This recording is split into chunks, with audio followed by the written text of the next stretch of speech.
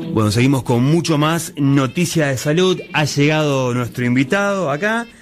Hablamos al principio de nuestro fanatismo por la pizza, las pastas y qué impacto tendría en alguien que se entera que le dicen que no podés comer más estas cosas. Me interesa mucho el impacto emocional que tiene esto en una persona celíaca concretamente. Quien nos va a hablar muchísimo sobre este tema es un periodista de Clarín que trabaja también en ESPN, es escritor y autor del libro Yo Celíaco, la vida sin gluten. Tiene 49 años, casado, 2 hijos. Su nombre es Fabio Dana y vamos a conocer su historia después de la siguiente presentación. Llega un espacio donde vas a conocer historias de vida contadas por sus protagonistas. Historias de vida contadas por sus protagonistas. Escucharlas te puede dejar una gran enseñanza. Ahora llega en primera persona.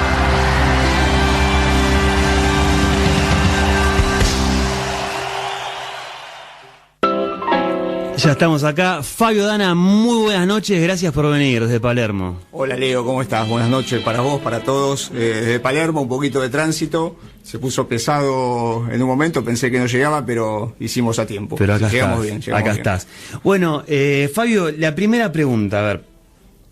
¿Cómo te diste cuenta que eras celíaco y qué impacto emocional tuvo esto en tu vida? Bueno, en mi caso yo me di cuenta de casualidad y me enteré que era celíaco asintomático. O sea, hasta ese momento ni siquiera sabía que existían los celíacos asintomáticos.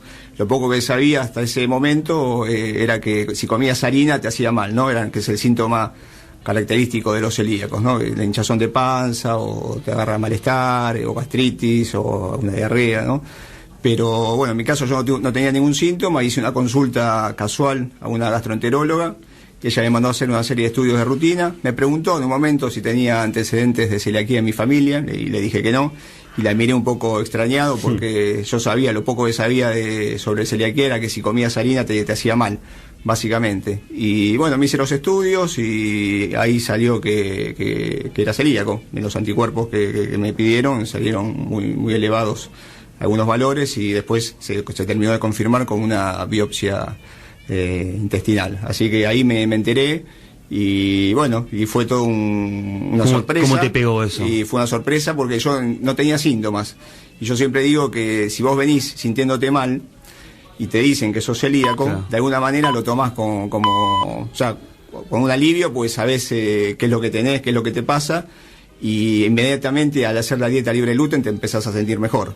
En mi caso yo me sentía bien, no llegué a sentirme mal porque fui diagnosticado rápido. Entonces, si bien tenía un daño en el intestino, todavía no había llegado a tener síntomas. Pero los síntomas son múltiples y muy variados. Podés tener esto que yo decía, de hinchazón abdominal, el dolor de panza, que es el característico, pero hay muchos otros. Puede ser una anemia crónica persistente que no se te va, problemas en los huesos, problemas en la piel, problemas ginecológicos en las mujeres.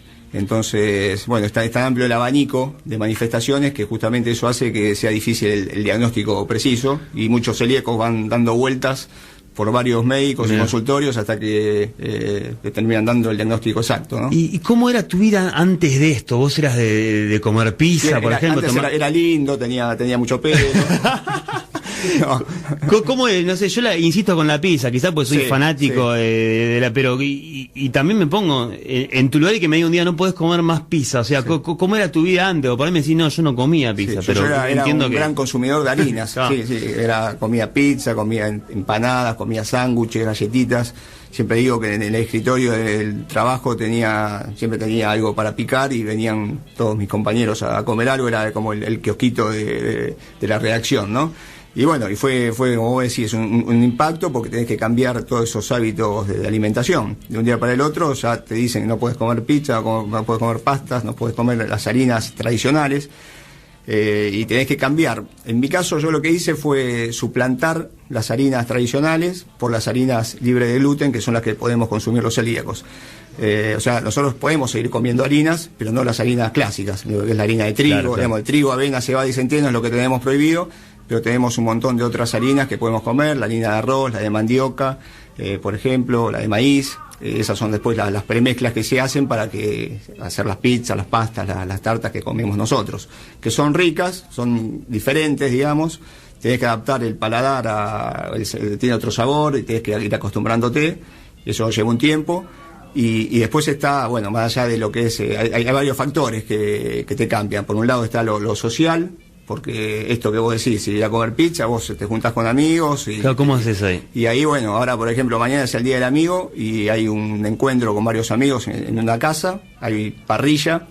En ese sentido, con la parrilla no tenemos problema, pero bueno, ya el parrillero sabe que no tiene que mezclar el pan o si hay algún tipo de harina con lo que es la terminó carne, aprendiendo ¿no? un poco de... Terminó aprendiendo y sí, uno está como alerta ante esas situaciones, porque uno te dicen, mira, en la parrilla no deberías tener problema, porque no, evidentemente podemos comer carne, pollo, en el sentido no hay drama, pero si ponen sobre la parrilla un pedazo de pan para tostar y después ese pan lo sacan y ponen tu pedazo de carne o de pollo que después consumís, ahí se produce una contaminación cruzada, la famosa contaminación cruzada. Ajá. Que a nosotros nos hace mal también. Claro. Entonces hay que tener como determinados cuidados que uno va logrando logrando entender y hacerlo entender al otro con el tiempo, ¿no? Clarísimo. Fabio, ¿cómo nace esta idea de escribir un libro? ¿Fue así de repente, cuando te pasa esto, se te ocurrió al toque? ¿Cómo nace esta idea? ¿Cómo se gesta? No, al principio, bueno, yo como periodista empecé a investigar un poquito, empecé a escribir algunas notas para el diario,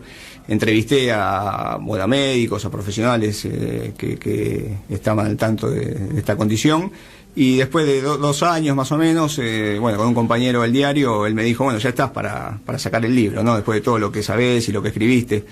Y bueno, ahí fuimos a Editorial Paidós, a ellos les pareció interesante la idea, y sobre todo la idea de poder contarlo en primera persona, porque de repente lo que había hasta el momento son muchos libros tal vez de cocina, de recetas para preparar cosas libres de gluten, o había muchos libros escritos por médicos, pero no un libro, por lo menos que yo conozca, un libro escrito por un celíaco, ¿no? Y contando cómo fue todo ese recorrido. Sos pionero entonces en eso, sí, no encontraste demasiados, no abundaban. Claro, no sé si puede haber seguramente, claro, pero sí, digamos, no son tantos. Entonces nos pareció interesante poder dar este primer paso, ¿no?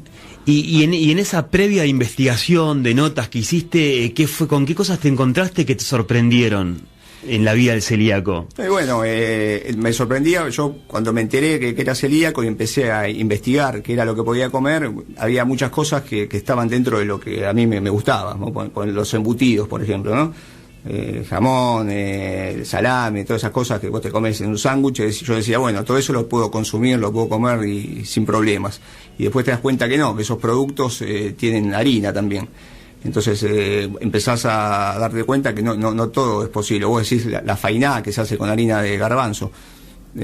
Podés consumirla, pero no podés consumirla en una pizzería común y corriente, porque ahí hay harina por todos lados. Entonces empezás a darte cuenta de que hay muchas cosas que no podés, un caramelo tal vez, algún remedio, tampoco podés, hay remedios que quizás no podés tomar porque tienen su composición gluten. Entonces, empezás a darte cuenta de muchas cosas que al principio te parecían más sencillas y de repente no lo son, ¿no? Excelente. Bueno, ahora vamos a ir a un tema, pero te voy a preguntar algo, me lo vas a responder después de este tema, porque escucho muy seguido que la comida del celíaco es carísima, pero la diferencia es abismal. Ahora me vas a decir qué averiguaste sobre eso. Ustedes quédense con nosotros que enseguida seguimos con mucho más noticias de salud.